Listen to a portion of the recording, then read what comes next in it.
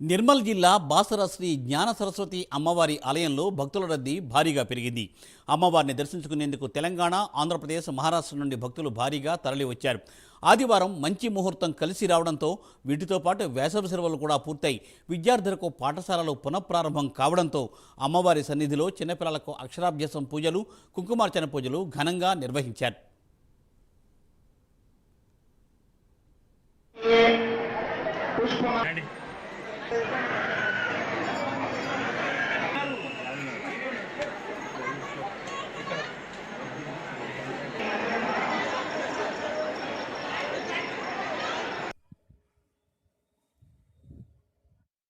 గోదావరి నదిలో పుణ్యస్నానాలు చేసిన భక్తులు అమ్మవారి దర్శనానికి క్యూలైన్లో బారులు తీరారు.